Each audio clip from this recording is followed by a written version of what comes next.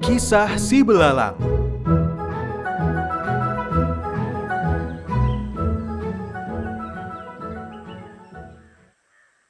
Kenapa kau sangat lama, Nak? Matahari sudah naik sangat tinggi. Kau duluan saja, Bu. Aku masih siap-siap. Aku akan ke sawah nanti. Tidak ada yang cukup indah untuk aku pakai. Ini sangat membosankan. Keluarga kita melarat dan uangku sudah mau habis. Di mana aku bisa mencari uang untuk membeli baju baru? Apalagi aku bekerja di sawah setiap waktu, membuat tangan dan kakiku jelek dan kotor. Ini sangat membuatku kesal. Jika saja aku terlahir di keluarga kaya, dikelilingi pelayan dan pesuruh, pasti enak sekali. Oh Tuhan, kita sudah mencari kemanapun. Masih tak ada tanda-tanda sang putri. Apa yang harus kita lakukan? Sang Kaisar Giyok pasti akan menghukum kita jika kita pulang dengan tangan kosong. Itu benar. Kurasa kita harus tanya seseorang di sini. Siapa tahu mereka mungkin melihatnya di suatu tempat. Apakah mereka peri dari surga? Coba lihat itu, betapa indahnya gaun pink yang ia pakai. Jika saja aku bisa memakai gaun itu sekali di hidupku. Permisi, Nona dalam gaun putih. Bolehkah kami bertanya sesuatu? Apa kau melihat seorang putri terbang lewat sini? Seorang putri? Aku tak yakin. Coba ku ingat. Mungkin aku melihatnya. Benarkah? Kemana? Kumohon, kami akan sangat berterima kasih jika kau tunjukkan arahnya. Aku akan menunjukkannya jika kau mau memberikan gaun pink sepertimu. Kau ingin gaun ini?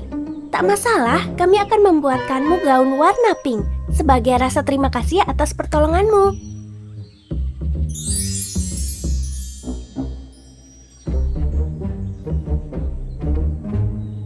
Wah, ini bagus sekali. Ini gaun yang selalu aku impikan. Gaun ini sudah pasti akan jadi gaun paling mencolok di desa. Sekarang, bisakah kau tunjukkan pada kami kemana sang putri? Ya. Ke sana, dia pergi ke sana. Jika kau pergi ke sana, kau akan menemukannya dengan cepat. Terima kasih, kami beruntung sekali bertemu kau. Kuharap sang putri belum pergi terlalu jauh. Mereka percaya saja pada kebohonganku. Siapa yang peduli sang putri ada di mana? Aku punya sebuah gaun yang menawan tanpa menghabiskan sepeser pun.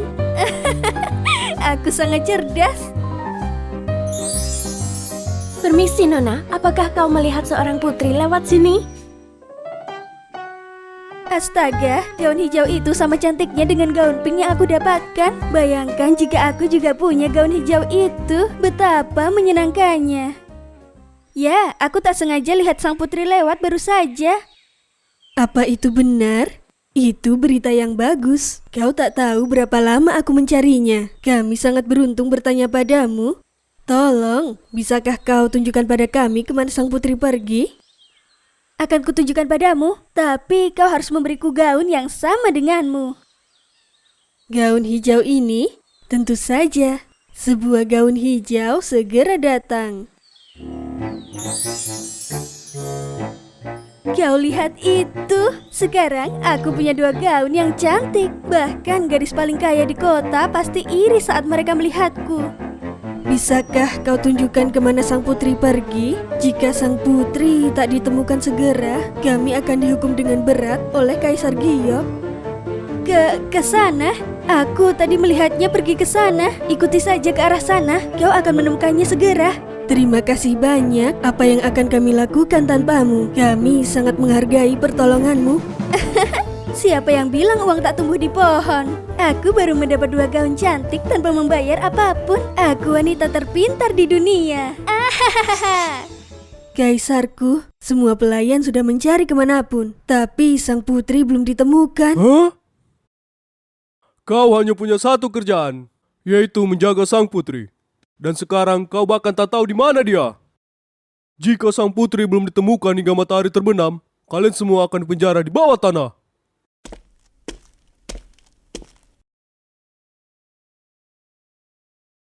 Kaisar Giyok, sang putri sudah ditemukan. Apa? Sang putri kembali? Tidak, Kaisarku. Ternyata sang putri tak pernah meninggalkan surga. Dia tertidur di bawah pohon rindang di kebun istana. Syukurlah. Syukurlah, ternyata dia hanya tertidur.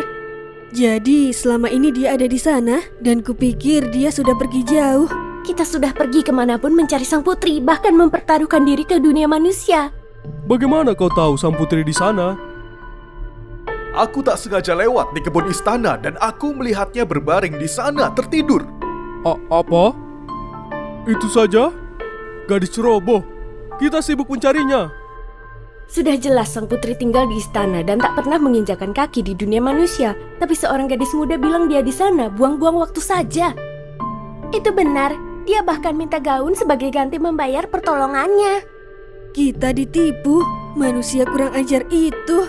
Aku tak percaya dia berani menipu kita begitu.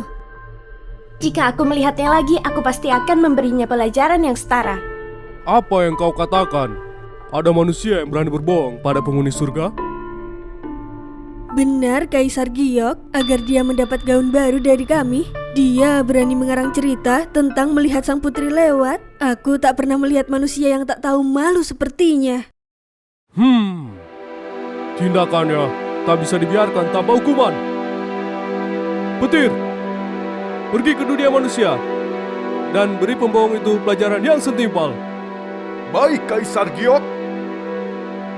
Astaga, gaun hijau ini terlihat sangat cocok untukku. Cantik sekali. Harusnya aku minta 4 gaun berbeda. 2 gaun saja tak cukup untuk menandingi kecantikanku. Mereka buru-buru sekali mencari sang putri. Aku harusnya minta lebih. Sayang sekali.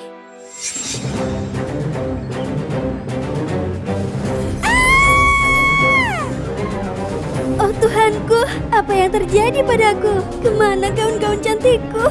Apa yang terjadi pada kaki dan tanganku? Kau masih belum sadar atas dosamu. Bukannya bekerja keras untuk hidup, kau hanya memperhatikan penampilanmu. Kau bahkan berani berbohong dan mengarang cerita untuk membohongi penghuni surga. Hari ini, Kaisar Giok mengirimku untuk menghukummu sebagai contoh. Kumohon padamu, tolong kembalikan bentukku. Aku menyesal, kumohon Kaisar Giok, kumohon. Mohon ampuni aku berjanji tak akan melakukannya lagi. Sudah terlambat untuk minta maaf.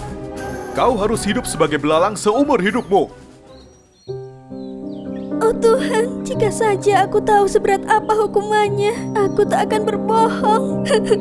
Tak mungkin aku bisa kembali sekarang. Betapa bodohnya aku berani membohongi penghuni surga.